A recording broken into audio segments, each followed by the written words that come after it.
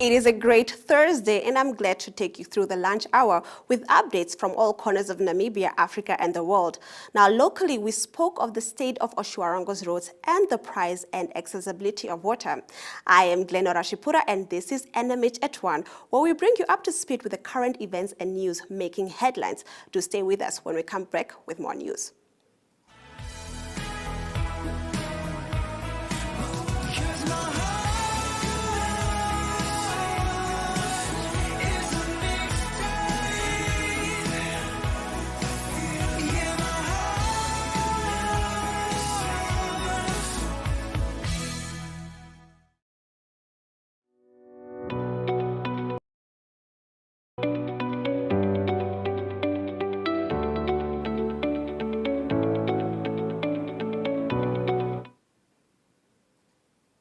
In our latest news, Finance Minister Ipumbushimi is expected to deliver the national budget speech this afternoon, but taxpayers and investors could be in for a rude awakening, according to NAMPA. The event is slated for 14:30 today. Economists are expecting a low-key budget that will do little to stimulate economic growth or put money back into the overstretched pockets of consumers. Now we take a trip around the country when we come back with visual news. Do stay with us.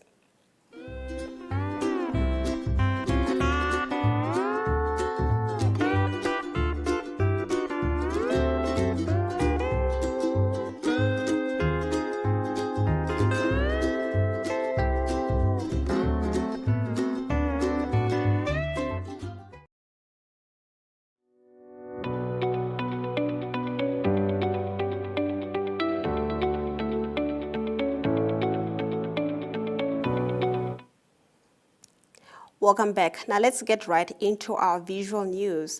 Now, the chief executive of the Oshuarongo municipality, Moses Matayai, says they have taken note of the pothole in the town.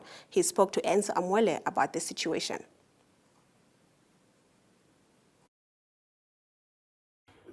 Definitely, the complaints of the residents and the clients on the road are justified and definitely are valid for simple reasons. Number one, it is a seasonal issue where we currently are receiving quite a lot of rainfall, and with that the roads will definitely be affected, and repairing them right now would actually be a decision that we have to take whether it is appropriate or not. And I think the answer is obvious. It's not appropriate for us to actually repair the roads right now. We actually wait for the dry season so that we can be able to patch up and repair potholes across the town. The fortunate part is that what we usually do at the moment or in current situations is that we would just patch up with gravel or just to close off potholes, but where there are huge potholes, we will definitely attend to it immediately where it has got ramifications for motor vehicle drivers and also road users. So at the moment, I think it's common cause that the complaints will come in. It's common cause that it's definitely that time of the year that rainfall will always have a disturbance on our roads, and most definitely it's just something that we have to bear for now until we reach into the dry season. But we are busy, rectifying the situation temporarily until we can get to the dry season.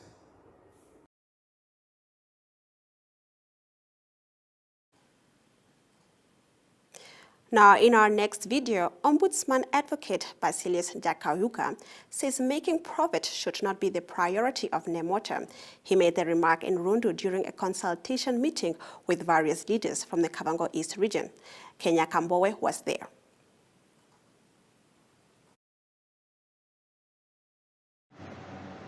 But so far, in my view, NMH is actually the innocent role player here, because when you are in the rural area, like where my house is, really the water is still cheap for us who are working.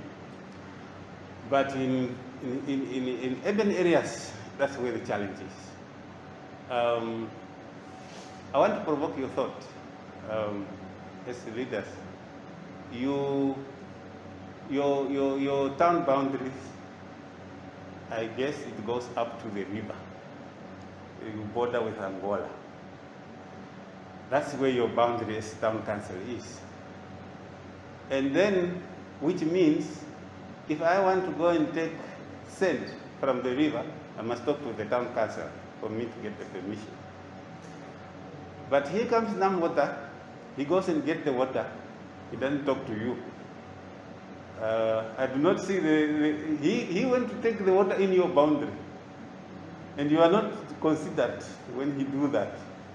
So I do not see why you cannot really politically come to a negotiation and say, hey, listen here, this water is in our boundary, so we have to go into partnership here of how to do things here. This is a political solution, not an administrative issue.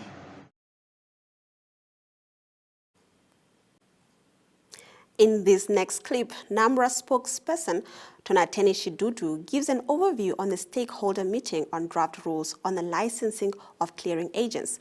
Let's have a look.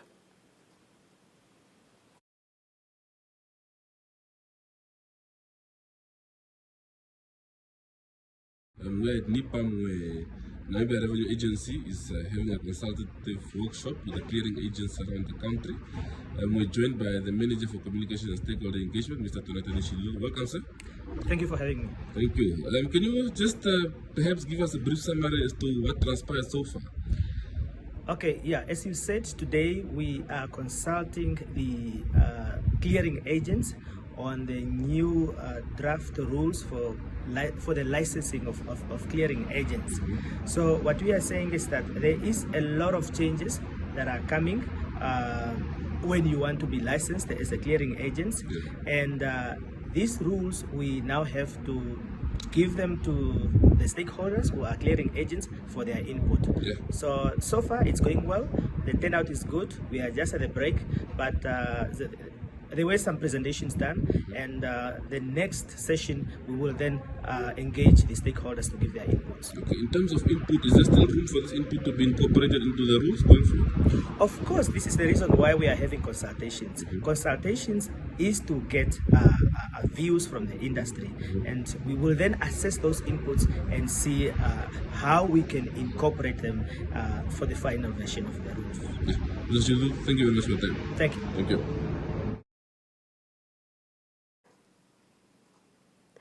When we return, we'll be taking a sneak peek inside today's daily print publications. But first, a quick ad break.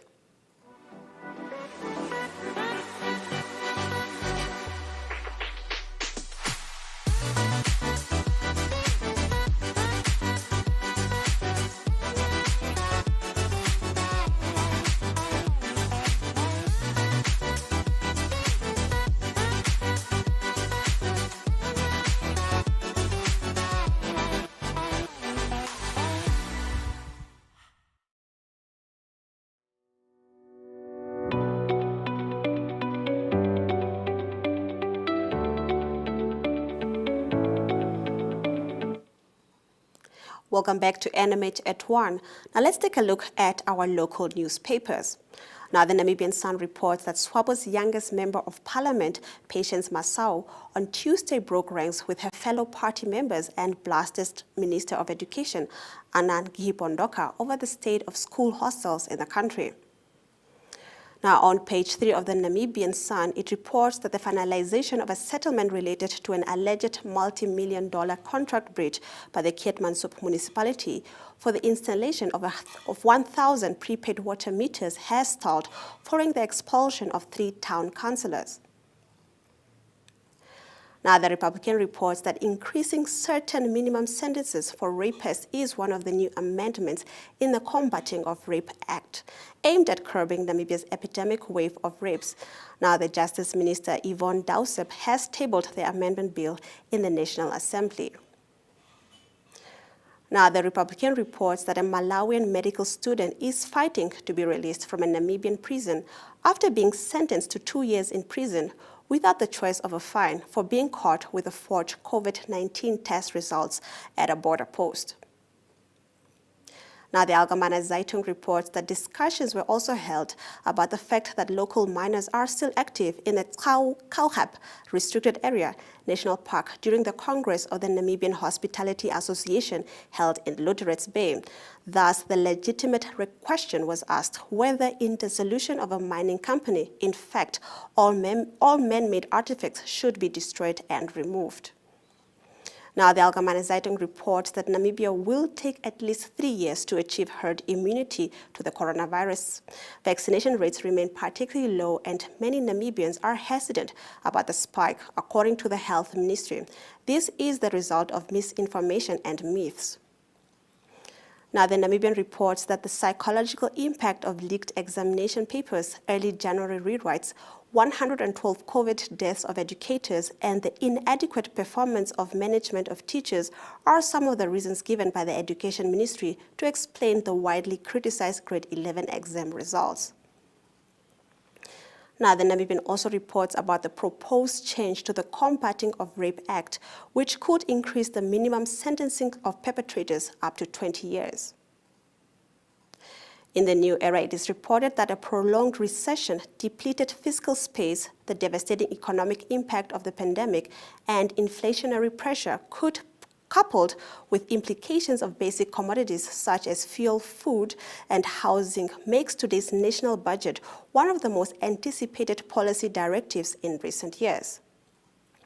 Now, in the new era, it is reported that despite a protest last week as a result of misinformation and conspiracy theories among locals, Namibia's first asparagus processing project is flourishing. Now, according to the Market Watch, foreign and local investment seem to be key variable in driving the domestic economy going forward. Therefore, creating a conducive environment to attract investors is crucial, local analysts say. Some great stories lined up in our daily newspapers. We stay with economic news right after the break.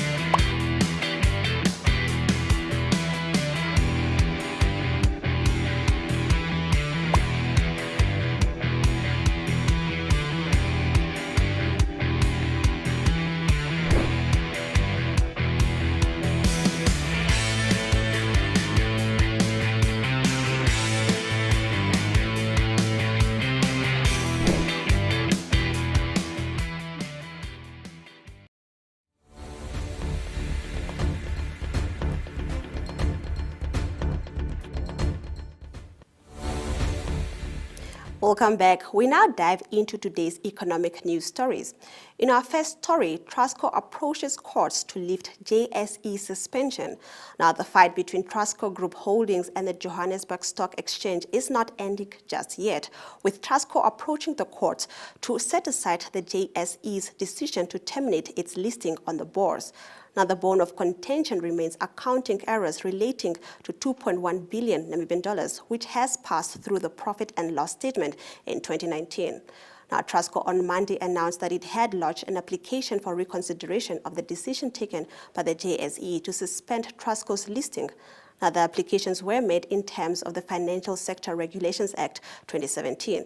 Now, according to Trustco's announcement, there is no legal basis for the suspension decision to be enforced, pending the unresolved dispute, the difference in interpretation of international financial reporting standards between Trustco and the JSE.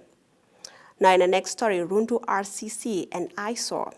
Works and Transport Minister John Mutora described a visit to the roads contractor company in Rundu yesterday as a disappointment. The minister was met with an eyesore with million-dollar equipment in disrepair, offices sporting broken windows and damaged ceilings and expensive non-operating vehicles left exposed to the elements in the yard. Now, the office, which has about 3 employees, has not had access to water and electricity for years, as these services were disconnected by service providers. Now, Namibian Sun also established that the office was robbed years ago when imported equipment such as computers were stolen. Apart from the state of office and the wastage of resources, as Mutura put it, he was also disappointed by the fact that the office's yard, a big tract of land, is not being used to its full capacity. Now, the minister said his visit to the RCC office was to oversee whether the Okavango East Road Authority could use the premises for the office space. Now, in our next story, logistics sector anticipate post-COVID recovery. Prospects have started to improve for the logistics sector in Namibia as the rest of the world gradually recovers from the COVID-19 pandemic. The sector is important for growth of the Namibian economy, as Namibia is well placed to be a logistic hub for its landlocked neighbors. Now, the Walvis Bay Corridor Group, which promotes the country's transport corridors, has stated that prior to COVID-19, the industry was following Namibia's economic trajectory measured by its GDP. Now they say that they, like so many other countries' industries, they have suffered from reduced demand. Now, Namibia's infrastructure is highly rated, with the World Economic Forum's Global Competitiveness Report Index rating Namibia's road network as one of the best in Africa. The port of Lüderitz and Walvis Bay are well regarded internationally, with increasing import and export volumes for both local and international markets. Now, the current upgrade of the Hosea Kutako International Airport is expected to increase passenger volumes to 2 million per year by 2030. Now, let's have a look at our economic indicators. Exchange rates have gone down for the British pound, euro and US dollar, while the yuan now trades at an increase to Namibian dollars and 39 cents. Capricorn Investment Group is now trading at 11.23 Namibian dollars on the stock market, while MTC share prices have dropped by 0.10%. SBN's holding stock price has decreased by 20 cents, while Trustco Group holding price has increased by 10.80% on the stock market. Gold and Brent crude oil have both gone up in value, while zinc dropped by 0.93%. Copper has also decreased by 0.48%. We'll be back shortly with news from across the continent. Do stay with us. Have you received a loan from NSFAF? NSFAF loan is the same as any other loan. It must be paid and settled. NSFAF has a set of guidelines on how you can repay your loan and become debt-free. Therefore, it is important that you, a former beneficiary and a responsible Namibian, show your patriotism by helping pay back your loan and thus helping NSFAF become a revolving fund for the benefit of future potential students. By failing to pay back your NSFAF loan, you risk being blacklisted or having a court order against you. So arrange with the fund to pay back your loan today. For more information on how you can repay your loan, visit our website at www.nasfaf.na or visit our Facebook page or Twitter. Do the right thing and hashtag #paybackthemoney.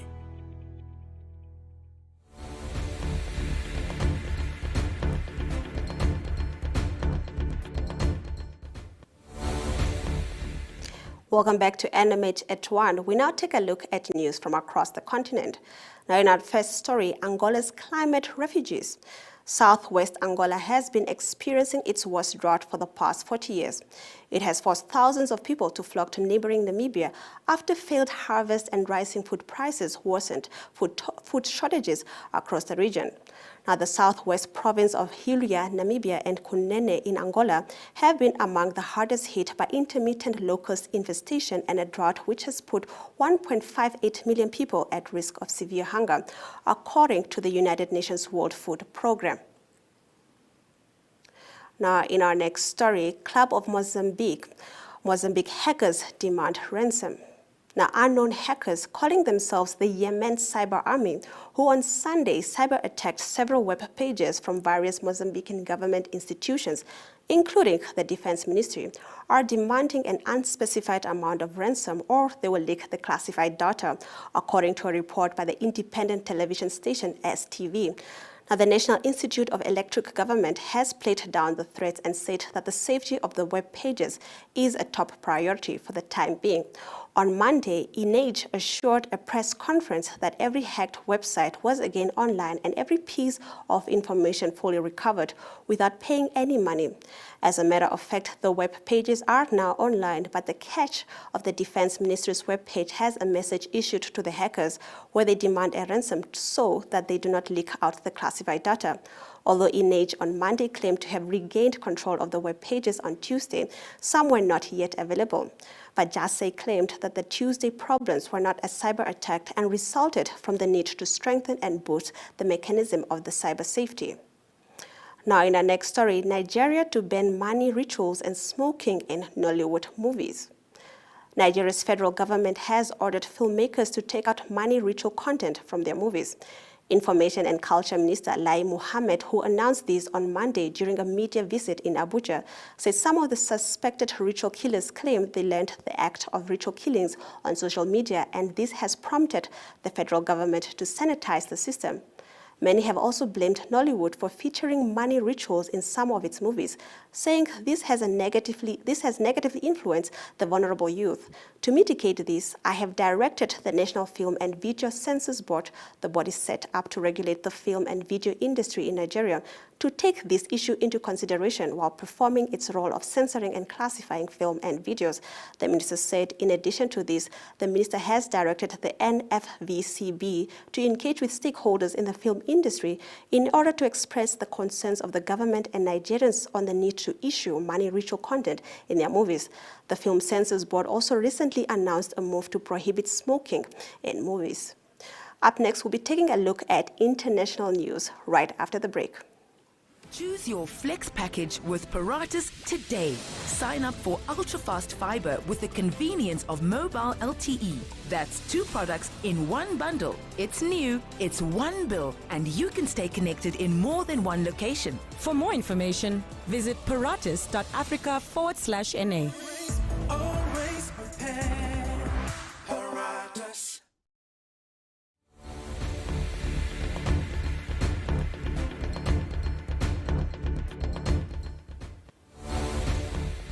Welcome back to NMH at 1. We now take a look at our international news stories. Now, Russian forces launch invasion of Ukraine with strikes on defense. Russian forces fired missiles at several cities in Ukraine and landed troops on its coast on Thursday, officials and media said. Now, after President Vladimir Putin authorized what he called a special military operation in the east. Shortly after Putin spoke in a televised address on Russian state TV, explosions could be heard in the pre-dawn quiet of the Ukrainian capital of Kyiv. Gunfire rattled near the capital's main airport, the Interfax news agency said, and sirens were heard over the city. Now, Putin has just launched a full-scale invasion of Ukraine. Peaceful Ukrainian cities are under strikes, Ukrainian Foreign Minister Dmytro Kuleba said on Twitter. Now, U.S. President Joe Biden, reacting to an invasion the United States had been predicted for weeks, said his prayers were with the people of the Ukraine as they suffer an unprovoked and unjustified attack, while promising tough sanctions in response. Now, Russia has demanded an end to NATO's eastward expansion, and Putin repeated his position that Ukrainians' membership of the U.S.-led Atlantic Military Alliance was unacceptable.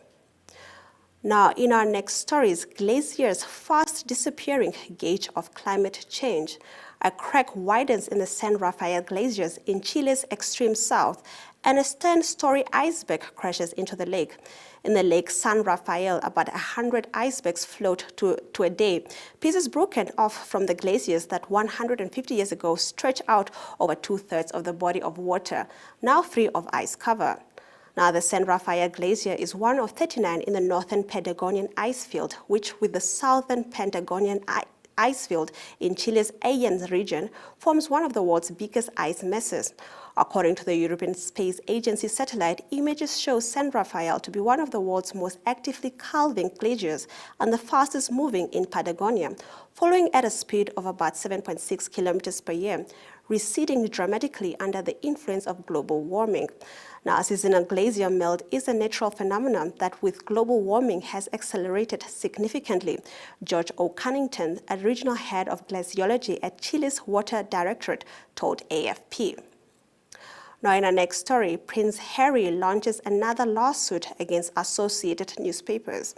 Prince Harry is suing Associated Newspaper, one of Britain's biggest newspaper publishers, for libel over a newspaper article alleging he attempted to keep details of his legal battle to reinstate his police protection secret from the public. Now, Harry, Queen Elizabeth's grandson, and his wife Meghan Markle quit royal duties in 2020 to forge new careers in Los Angeles. The couple have since rallied upon a private security team. His legal representative said in January that these arrangements did not give the prince the level of protection he needed while visiting Britain, and he wanted to pay for police protection. Harry is suing the Mail on Sunday over an article published on 20th February alleging that he sought confidentiality order on documents and witness statements in the case, according to a source familiar with the situation. Now, a spokesperson for Harry said he was suing Associated Newspapers, publishers of the Daily Mail and Mail on Sunday, but the spokesperson provided no details about which of the titles is being sued or why. When we return, we jump straight into netball from an administrative perspective. Stay with us for this and other local sports stories.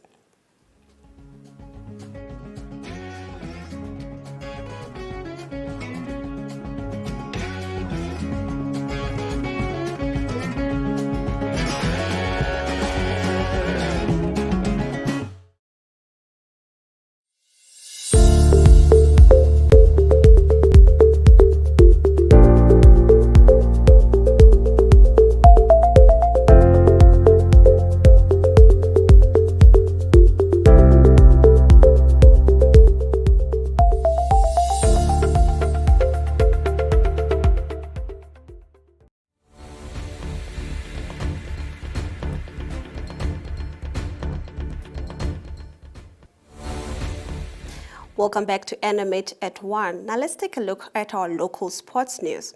Now, ahead of this weekend's annual general meeting, there is a growing discontent among local female netball administrators over the increasing involvement and occupation of critical positions at Commerce Netball by males.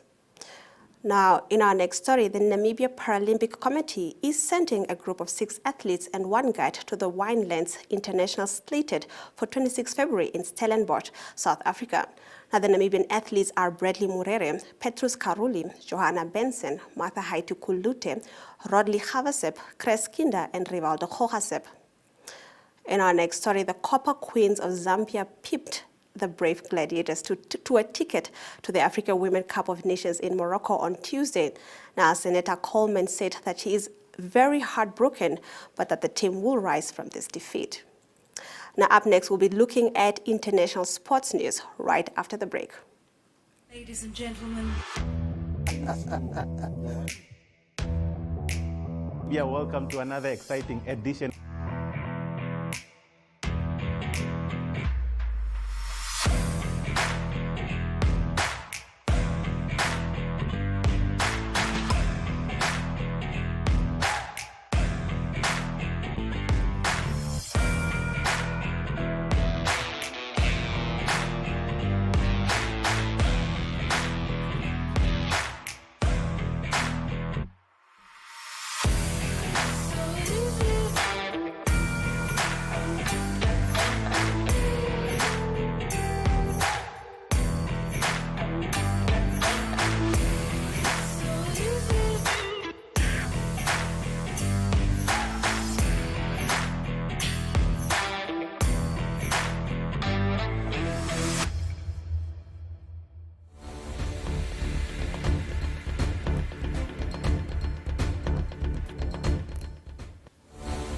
Thank you for staying with NMH at 1.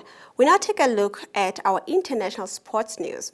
Now, Brazilian football great Pelé will remain hospitalized for a urinary tract infection in Sao Paulo Hospital, where he was already receiving chemotherapy for colon tumor, the facility said on Monday. Now in our next story, Nadal wins Acapulco opener to match best career start. Now Rafael Nadal matched his best career start to an ATP Tour season with a victory Tuesday in his first match since capturing the Australian Open title, reaching the second round of the Mexican Open. Now in our next story, Benny McCarthy is fearful of being dragged into a dogfight after Amazulu dropped more points in the DStv Premiership. Last season's league runner-ups dropped points again when the club was held to a goalless draw by regulations threatened TS Galaxy at the Moses Bahida Stadium on Tuesday evening.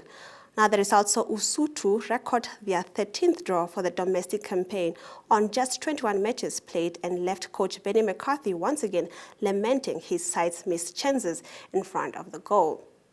Now let's have a look at our weather predictions.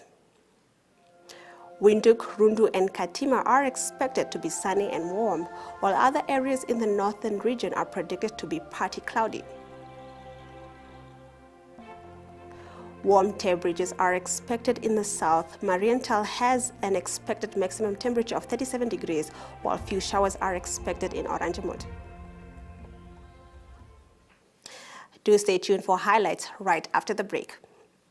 Choose your flex package with Paratus today. Sign up for ultra-fast fiber with the convenience of mobile LTE. That's 2 products in one bundle. It's new, it's one bill, and you can stay connected in more than one location. For more information, visit paratus.africa/NA. Always prepared. Paratus.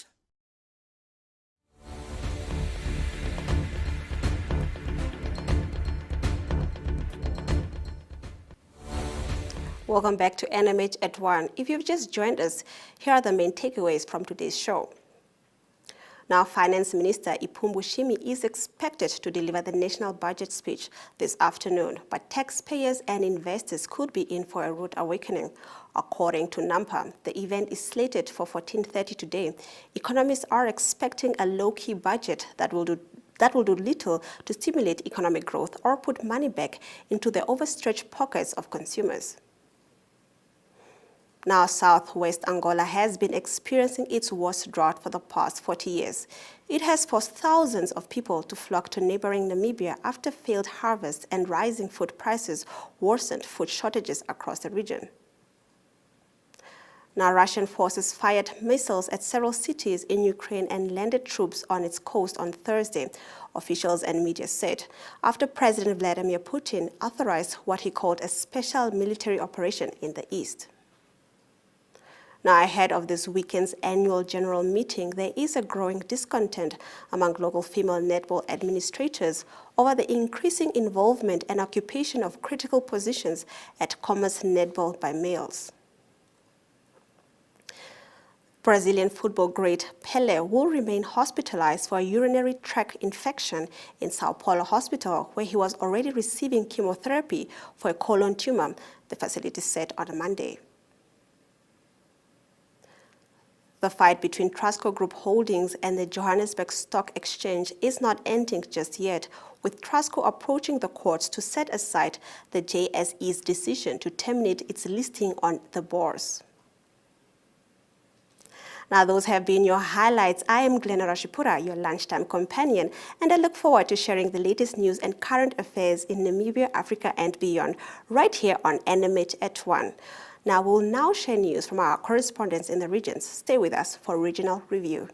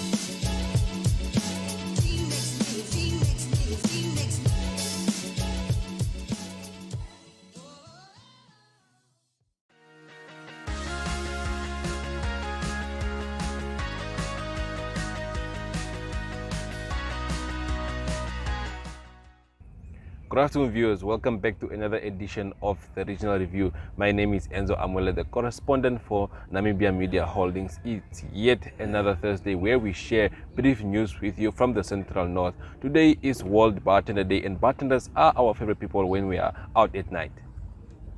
Fire.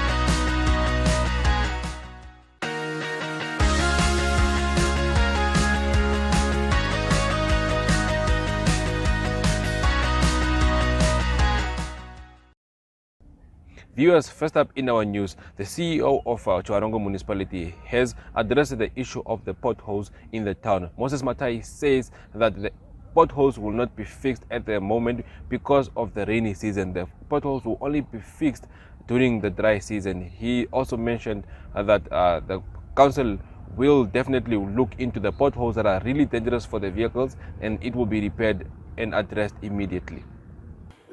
Definitely, the complaints of the residents and the clients on the road are justified and definitely are valid for simple reasons. Number one, it is a seasonal issue where we currently are receiving quite a lot of rainfall, and with that, the roads will definitely be affected. And repairing them right now would actually be a decision that we have to take whether it is appropriate or not. And I think the answer is obvious. It's not appropriate for us to actually repair the roads right now. We actually wait for the dry season so that we can be able to patch up and repair potholes across the town.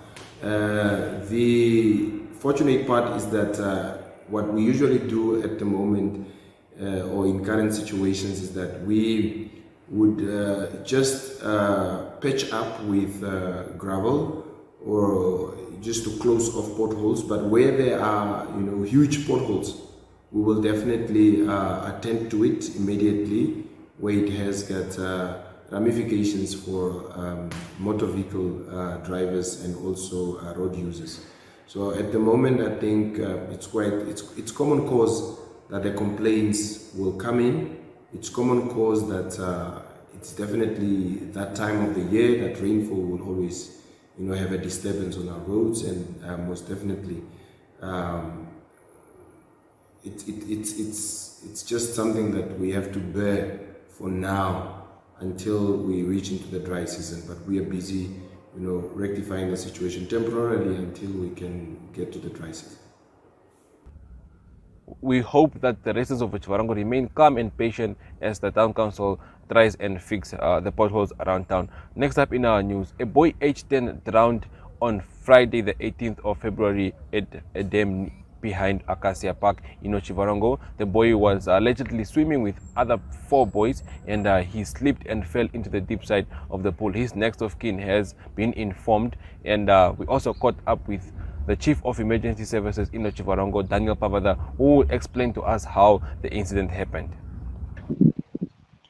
Yeah, the comment is the boys used to swim in that dam behind the crocodile range. Yes, sir. It's an usual thing for the children. Where there is water, they want to play. Yes.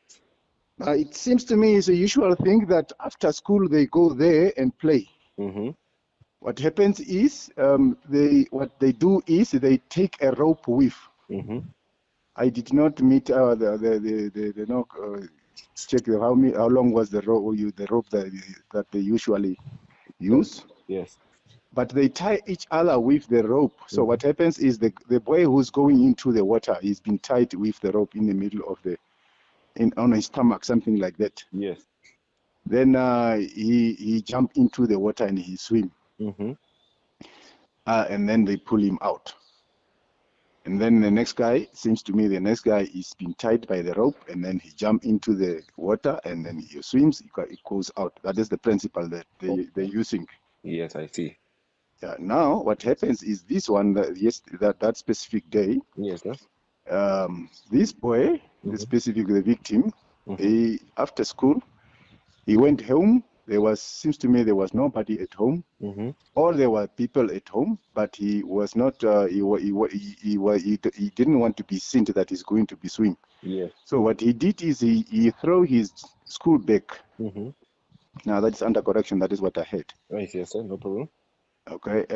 His school bag just at the back of their house, from the backyard, from the back house. And then he threw his school bag at the back of their house, into their house. Just into their house yard. Yes. And then he ran to the other kids where they are swimming, where they used to swim. Oh. Yeah. So what happens is now to the event, they tied a young boy, the younger one, in with the same rope, the same principle. Well, the police have urged the parents around Otjiwarongo to monitor the movement of their children to avoid such incidents. Next up in our news, Grootfontein Council sworn in its new council members on Thursday on 17 February with Talita Garises as the town's new mayor. This comes after 2 previous swearing-in ceremonies were derailed by disagreement among the town's leaders. And Elizabeth Castwood is the new chairperson of the management committee, and Vickers Jacobs and Miss Victor Shanchuka were elected as members of the community. The Otjo-Zunjupa Regional Council also attended the event. However, the mayor and the new council members who were sworn in last week, Thursday, were suspended on Monday by the district executive committee, and the SWAPO regional coordinator says it disregards the decision to suspend the mayor and other SWAPO members as null and void.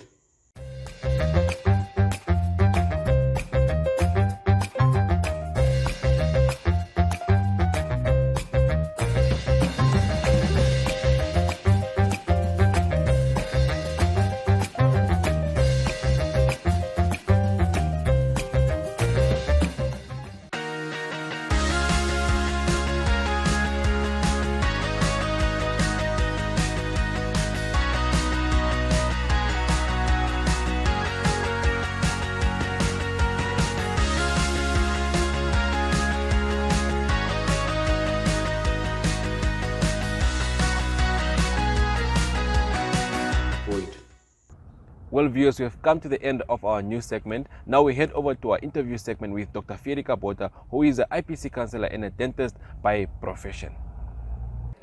Good day, I'm Fierika Elizabeth Bota, also known to the residents of Otjiwarongo as Dr. Jordan, which is my maiden surname.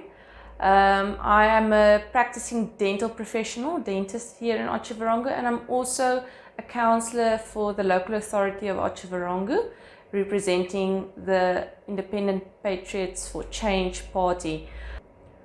I replaced the late Leanne Liebenberg after she passed away last year in July due to COVID.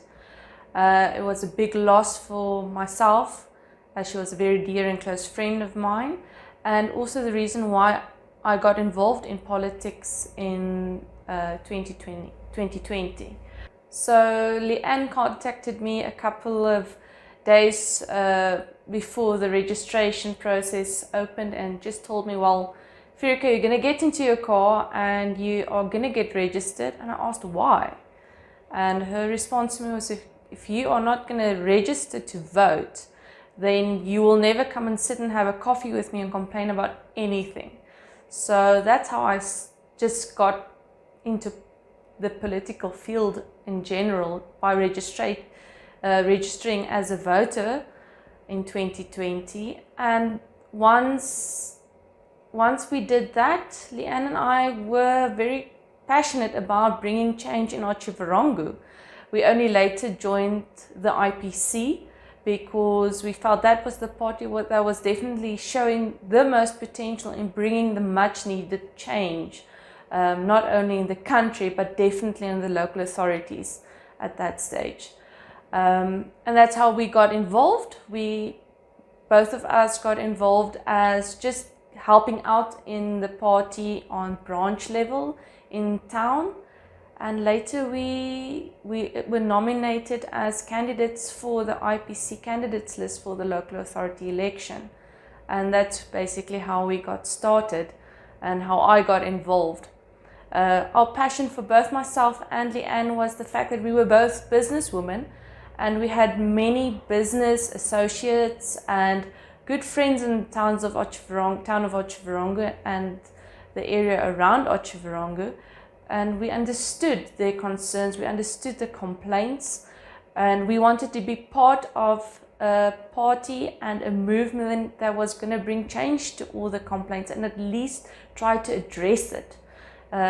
Addressing the corruption in the system, addressing the lack of service delivery, and addressing the general communication between office holders and office bearers with the public.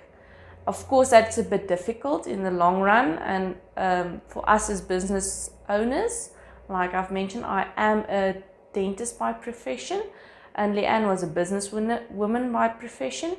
So it was difficult to juggle our political careers together with having to attend the political arena.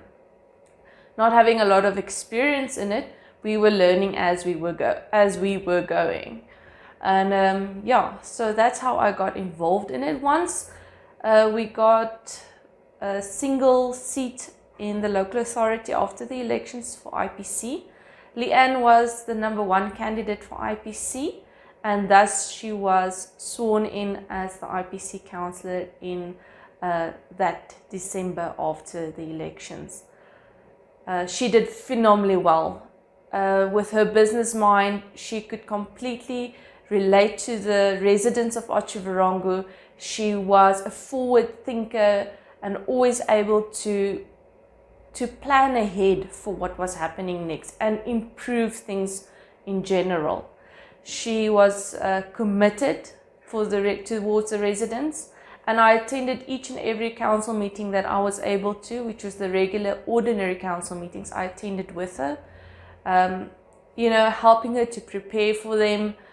So once she passed away, the party was very distraught because she was a really strong influencer, not only in the town of Otjiwarongo and the people that she met, but also in the party.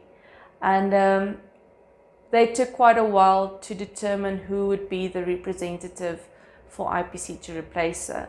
Once they have done that, I was informed that the party had nominated myself and the region had endorsed the nomination to have myself replace her. It was a bittersweet moment the day I got inaugurated as the council member of the local authority of Otjiwarongo, because like I said, I knew I was replacing somebody that is actually irreplaceable. And yes, so that's how I got started, that's how I got involved, and that's how the local authority of Otjiwarongo became part of my everyday life, not only as a businesswoman, a professional dentist, but also as an activist and a community member of Otjiwarongo. Being a dentist by profession and also having the mandate and the responsibility to be a local authority councillor, how do I balance those? I quite honestly don't know how I manage it. I think I go to bed at 12 in the evening and I get up at 6. And I really work in between every moment I have to figure out how I can assist and serve everybody and the members of Otjiwarongo, the residents of Otjiwarongo in my portfolio as councillor. It is difficult at times. I think through commitment and just having the passion for it, you somehow find a way of balancing it. There's no official time designated for it, but just with pure passion for it, you will be able to balance it. So yes, though it's difficult, it's doable. Thank you very much for having me here on the Regional Review. Any questions, I'm always available, and I'm here to serve. Viewers, that was a very interesting interview with Dr. Firika Botha, and I wish her all the best in her endeavors in her lifetime as a politician and as well as a dentist. Now we head over to our weather report for the day.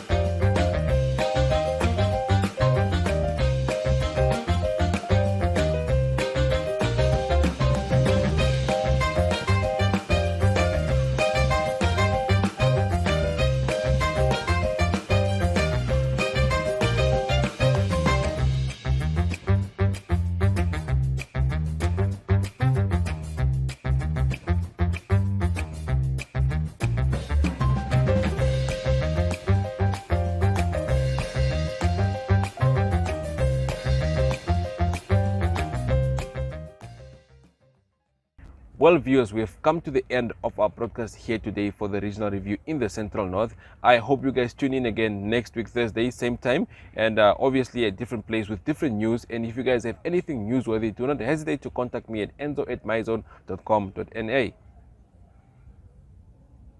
Cut. Yes.